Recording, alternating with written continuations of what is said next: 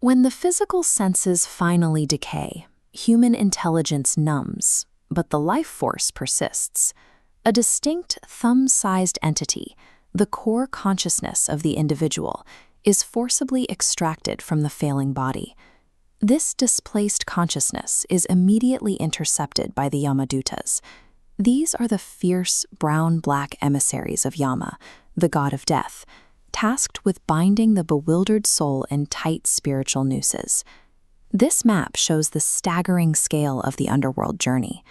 The bound soul is forced onto a grueling, shelterless route, measuring 86,000 yojanas, an immense metaphysical distance, to reach the ultimate city of the dead. While the soul begins this trek, the surviving family faces a debilitating vacuum on Earth. The stark physical reality of the cremation pyre confirms a loss that shatters their everyday existence. To manage these simultaneous crises, Hindu tradition turns to one of its great ancient texts, the Garuda Purana. It provides an exact, codified instruction manual for navigating the aftermath of death. The text establishes a real-time functional bridge between the living and the dead. Each ritual performed by the family exerts direct force on the underworld path, allowing the living to manipulate the obstacles and climate the soul encounters. The soul is forced to travel 24/47 yojanas every single day and night. The route offers no shelter and no water, forcing the entity to march over tracts of burning sand beneath a roasting sun.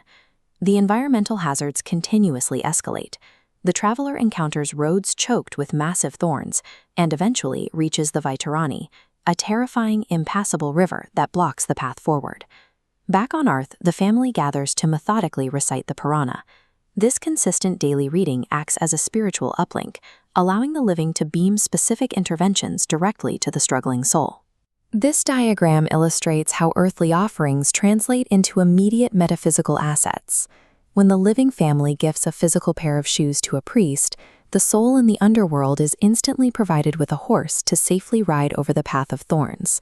The environment reacts to every precise offering. If the family provides a copper water vessel, the soul discovers a sudden oasis of drinking water, cutting through the suffocating heat and windless air. These interventions even overpower the emissaries of death. Ritual gifts of salt and cotton physically constrain the Yamadutas, forcing them to cease their beatings and back away. The journey to the afterlife is a highly malleable environment. Through exact offerings, the living dictate the weather, the terrain, and the safety of the dead. Sudden bereavement strips humans of their perceived agency. It introduces a deeply chaotic loss of control, leaving the bereaved paralyzed with severe existential anxiety and absolute helplessness. Executing the strict rules of the Garuda Purana counters that anxiety.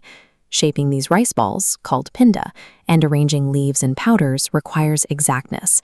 The family is handed a concrete task that restores their ability to act during an impossible situation. The daily requirement to read the Purana also serves a protective social function. It forces the extended community to gather around the primary mourners every single day, building a mandatory physical support network. This timeline maps the 47 days of structured post-death rituals against the clinical stages of grief. By pacing the mourning process out over weeks of specific duties, the tradition forces individuals to process their denial, anger, and depression at a sustainable, supervised speed.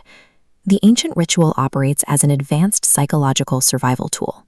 It hands powerless victims a set of instructions, turning them into active participants working directly toward the salvation of their loved one. After surviving the 86,000 yojanas, the soul reaches the 4 gates of Yamaloka. This city operates under absolute laws of righteousness and cosmic justice. This systemic ledger visualizes the soul's final audit.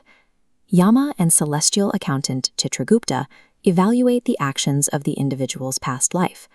Positive actions lead to temporary rewards in Swarga. Negative actions demand punishment in Naraka. Eventually, the soul enters a new physical body, but the cycle of reincarnation can be overridden. The ultimate earthly intervention happens here, at the physical sanctuary of Gaia. By performing the Shraddha ceremony and making offerings in this specific stone pit, the family initiates an entirely different cosmic protocol.